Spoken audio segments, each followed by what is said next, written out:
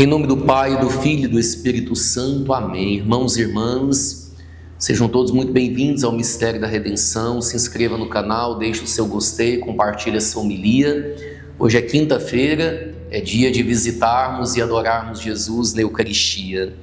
O Evangelho de hoje é São Mateus, no capítulo 16, de 13 a 23. Naquele tempo, Jesus foi à região de Cesareia de Filipe e ali perguntou aos seus discípulos: quem dizem os homens ser o Filho do Homem? Eles responderam: alguns dizem que é João Batista, outros que é Elias, outros ainda que é Jeremias ou algum dos profetas. Então Jesus lhes perguntou: e vós, quem dizeis que eu sou? Simão Pedro respondeu: tu és o Messias, o Filho do Deus vivo. Respondendo Jesus lhe disse: feliz és tu, Simão, filho de Jonas, porque não foi um ser humano que te revelou isso, mas o meu Pai que está no céu.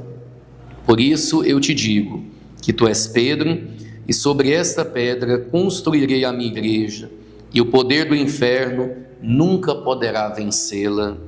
Eu te darei as chaves do reino dos céus.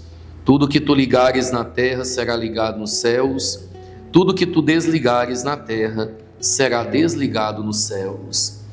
Jesus então ordenou aos discípulos que não dissessem a ninguém que ele era o Messias. Jesus começou a mostrar aos seus discípulos que devia ir a Jerusalém, sofrer muito da parte dos anciãos, dos sumos sacerdotes e dos mestres da lei, e que devia ser morto e ressuscitar no terceiro dia.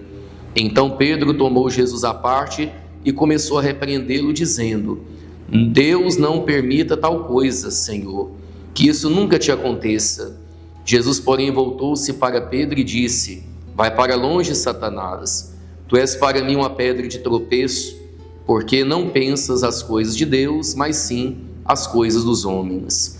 Palavra da salvação, glória a vós, Senhor.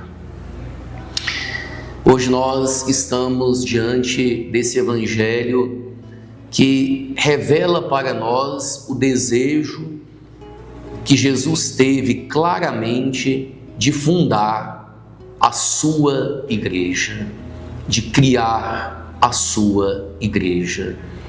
É claro que não é apenas um momento, mas são vários os momentos que nós percebemos, e aí o Papa Bento XVI fala muito disso para nós, que nós percebemos o desejo de Jesus fundar uma igreja.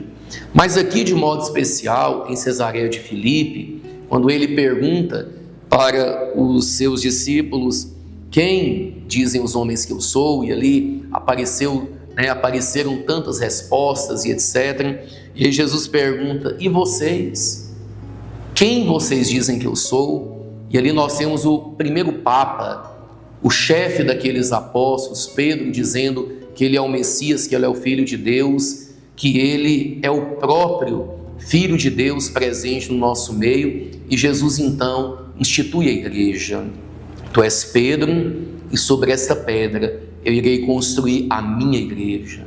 Então Jesus começa a igreja, Jesus começa a sua igreja, Jesus funda a sua igreja, Jesus coloca Pedro como primeiro papa, o chefe dos outros apóstolos. Depois Jesus ordena esses apóstolos bispos, ele dá a eles o poder de consagrar a Eucaristia, ele dá a eles o poder de poderem ali iniciar a igreja.